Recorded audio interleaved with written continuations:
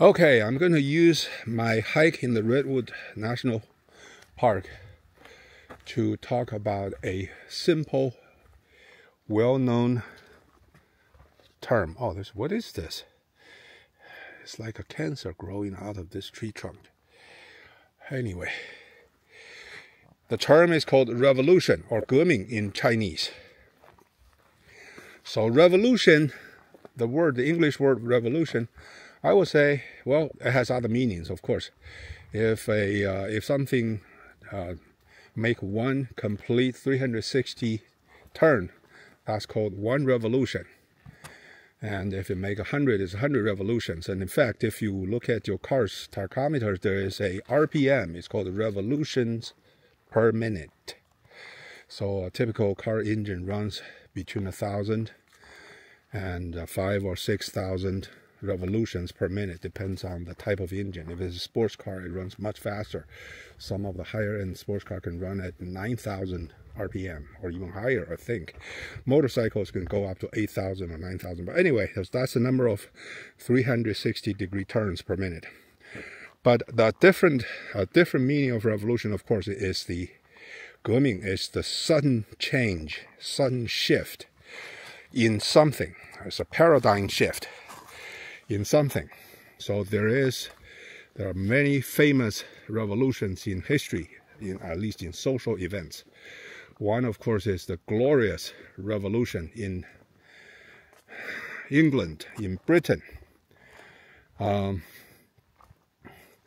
Magna Carta and Glorious Revolution. Magna Carta is 大宪章, Glorious Revolution is really a continuation of the Magna Carta, which is Glorious Revolution. Glorious Revolution is in the 17th century.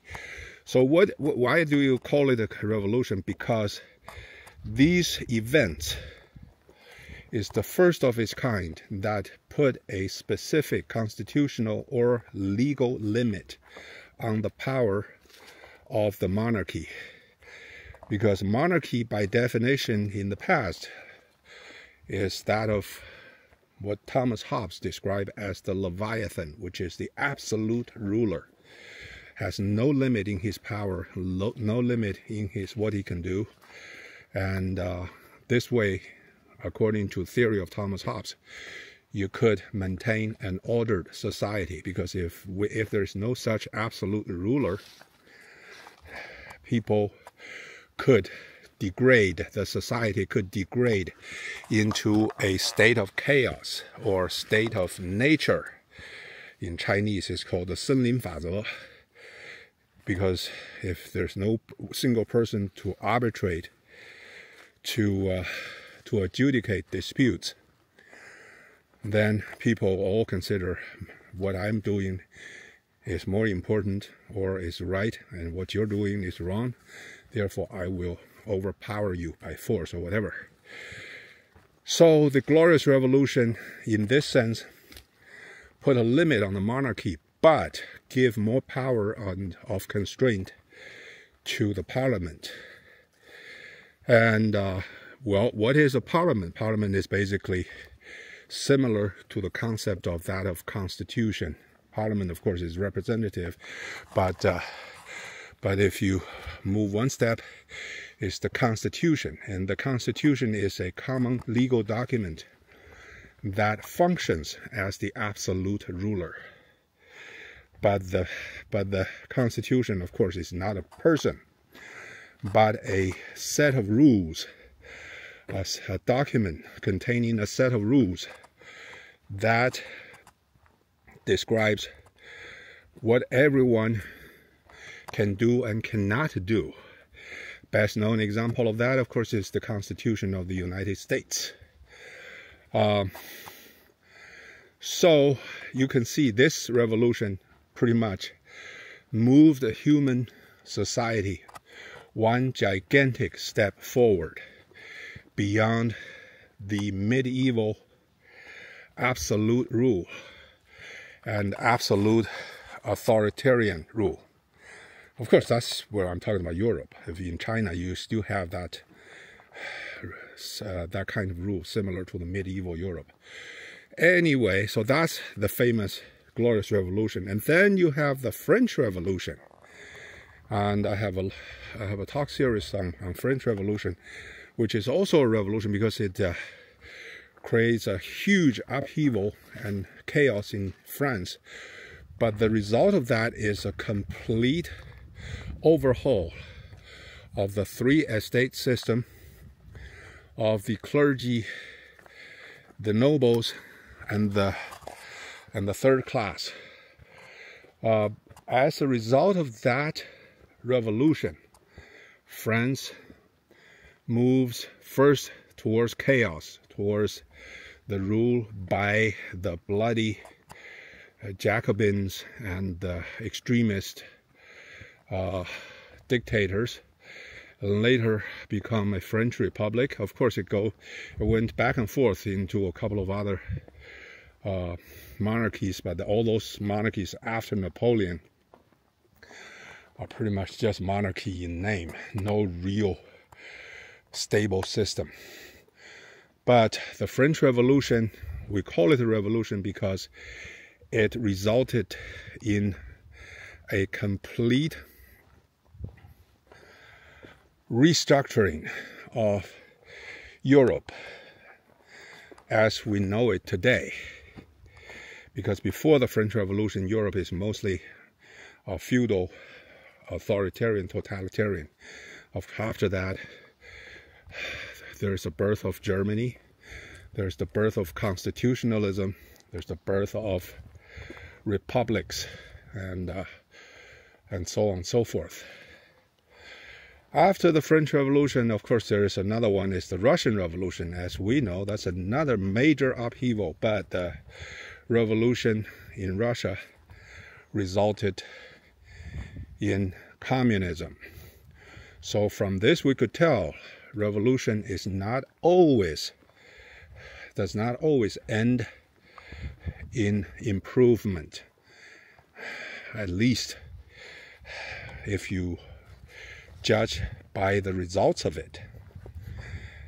Mao Zedong and his communist thugs called 1949's event as the Communist Revolution of China. You could say, yes, it is a revolution, because this revolution completely smashed the traditional Chinese society and replaced it with a Marxist, totalitarian, central planning, Stalinist, Leninist rule. So this revolution, if you really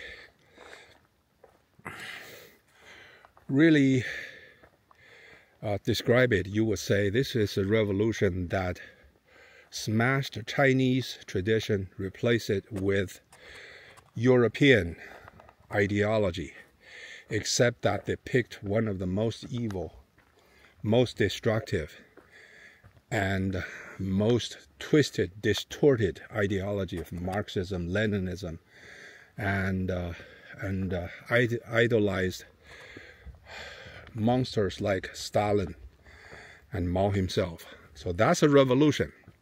Then we have Cultural Revolution. I should not talk too much about it. We know that revolution is a total bloody disaster. So there's back to history, there is the scientific revolution. And that revolution created the modernity as we know it today. I have a talk on scientific revolution.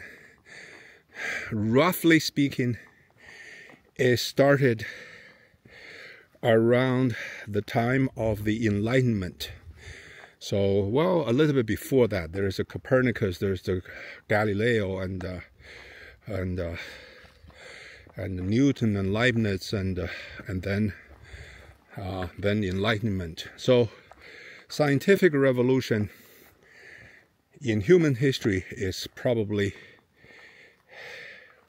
one of the most important, significant revolution, because before the scientific revolution, humanities live in the medieval understanding of the universe. The earth is the center and everything is ruled by divine intentions. Divine in this case will be the rule of the emperors or the kings or the monarchies. And anything you do is determined by God.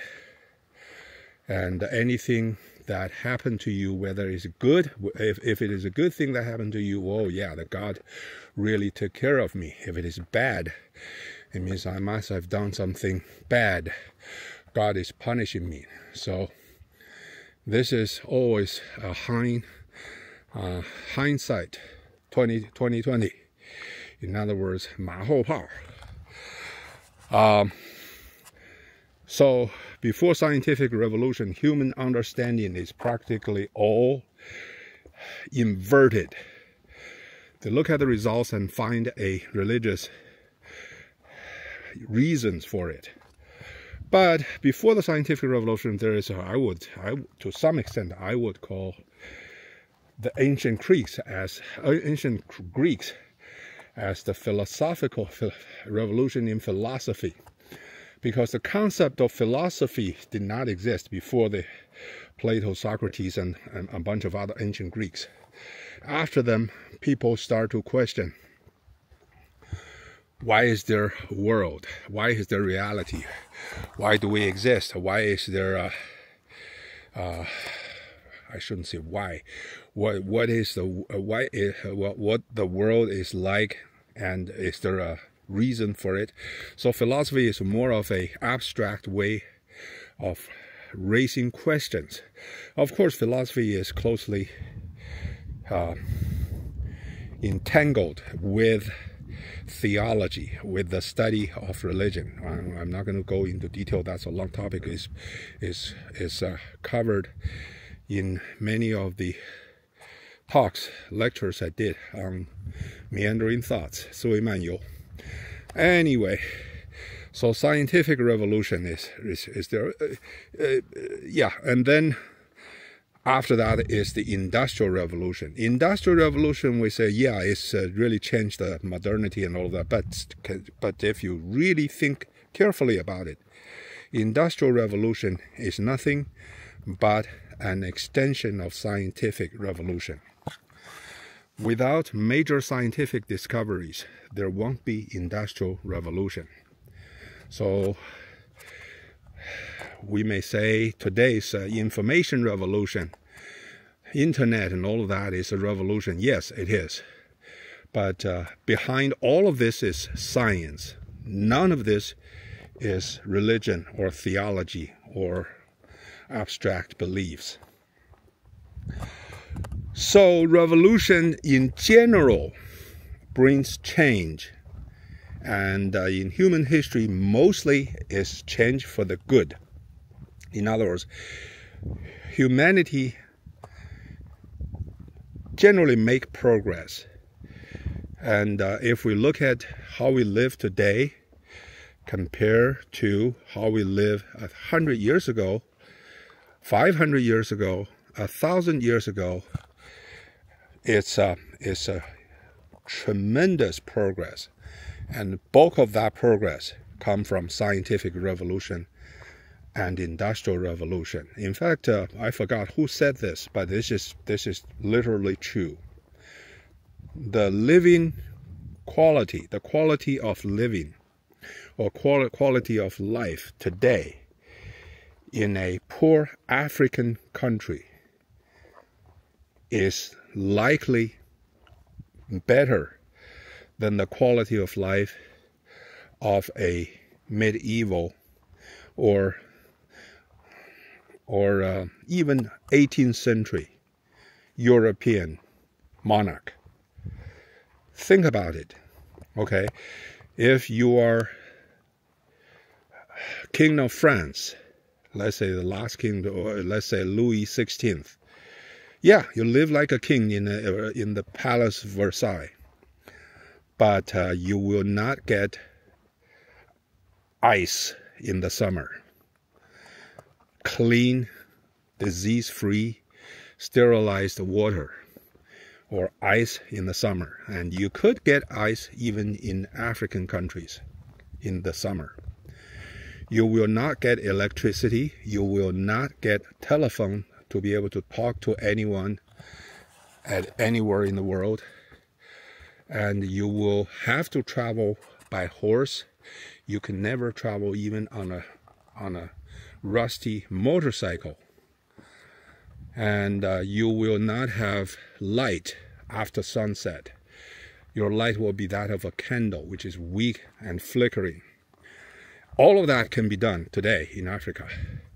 You would not have, if you have a acute appendicitis, acute appendicitis, 急性阑尾炎, you will die.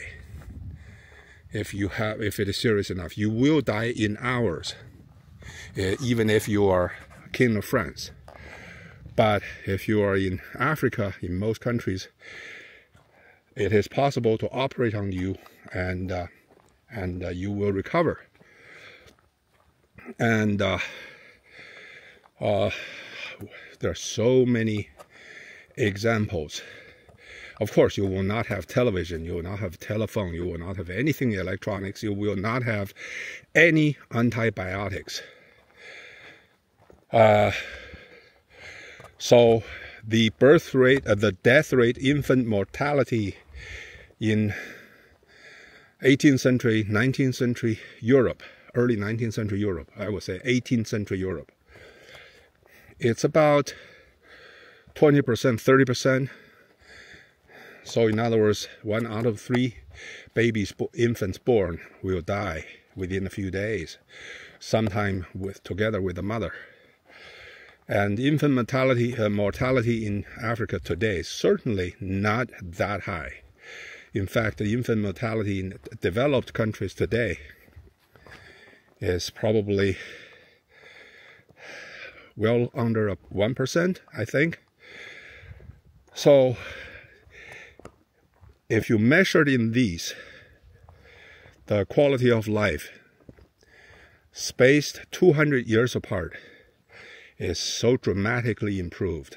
That's why I say, even if you are a tribal African person living in Africa, you have higher quality of life than if you are a king of France in Europe 200 years earlier. And this is certainly due to scientific revolution and industrial revolution. This is such a beautiful area, so absolutely gorgeous. The temperature is perfect, it's a little cool, dead quiet. The air is so fresh, it's full of oxygen, I suppose, very high concentration of oxygen content. So back to my discussion of revolution, but the term of revolution has been severely limited in its use in China, because according to Mao's definition, revolution is anything he wants to do is a revolution. Cultural revolution is a revolution. The Red Revolution is to overthrow the old government, is revolution. So during Cultural Revolution, the most terrifying term someone apply to you is that you are anti-revolutionary. 你是一个反革命.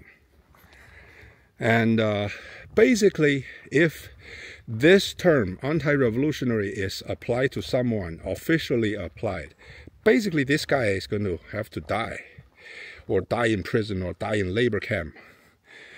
Like Liu Shaoqi, basically, he's 反革命. So it is an extremely terrifying term to apply to someone. We all know 现行反革命, 历史反革命. I still do not know exactly what that means. 现行反革命 means, if I translate it literally, means he's anti-revolutionary by something he did right now. 历史反革命 means something he did in the past. So when I was a kid during the Cultural Revolution, I still recall some 反革命, 现行反革命, 历史反革命. There was a public trial and then sentenced to death. Immediately, he was lifted up by several people. First of all, he was pushed in front of the big platform, and then they tied a rope on his neck and lift him on by the rope. In fact, at that instant, he's already choked, and then sent to be executed, and he will receive a bullet on his skull within an hour or two. We did not witness the killing, but we know after the sentence to death, that's what he will get. So, anti-revolutionary, it is to me or to us as a young kid, is someone who is just have to be so bad. He has to be killed. He's just so bad, so evil. But we never know exactly what he did or what he said. He said, basically, the accusation is something. He said, anti-Chairman Mao or anti-communist. So, if we fast forward to today,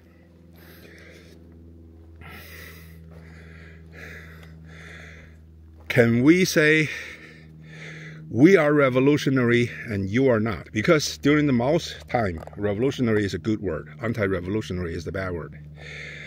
But today, in today's Chinese communist vocabulary, the term revolution actually becomes a forbidden word. I just heard a YouTube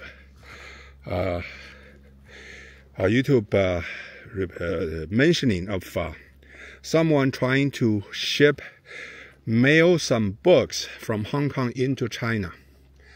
And the title of the book is The Revolution in Calligraphy, 书法革命. And then it was immediately warned, you cannot send this book into China. The sender was puzzled. Why? I'm just talking about calligraphy, about Chinese way of writing. The answer is simple. Your book's name contained revolution. And there are several other similar stories. So basically, the word revolution in China today is so sensitive. If you use it, you could be in big trouble. So, 白纸革命, it's a A4 revolution. Think about it. That's another sensitive word. So the use of this word and the interpretation of this term is flipped 180 degrees today. And if you use revolution, then you are dangerous. So by this interpretation, we might want to ask, if you are so scared of revolution, does that make you anti-revolution? In fact, that's precisely what's happening. So anti-revolution, by definition, is someone who is completely against any change, against any reform, against anything that is not in agreement with the current system. So it's called 反革命. So with that, we might want to ask the follow-up question. Who is the biggest anti-revolutionary today of China? Of course, it is the Chinese Communist Party. The Chinese Communist Party is the biggest anti-revolutionary today. So, isn't that ironic? And if anyone have not read 1984, the famous novel by George Orwell, should read it. This is exactly what happened to Napoleon.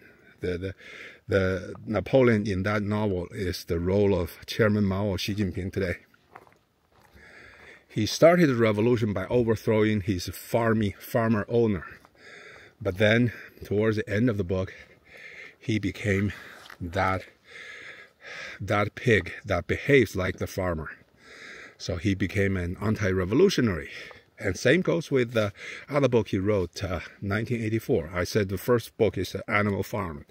The other book is 1984. 1984 has same thing, double speak, double talk or double speak, basically change the term. So, but if we stick with the accurate definition of revolution, the Chinese Communist, the CCP, is by far the biggest anti-revolutionary of human history in modern China today. Because, first of all, they are scared of anyone using that word, and secondly, they are to enforce their rules over Chinese people. They don't want any change. They want to hold on to their power as long as the sun is in the sky. That's what they want to do. So that's just basically a summarize this brief chat on the term revolution.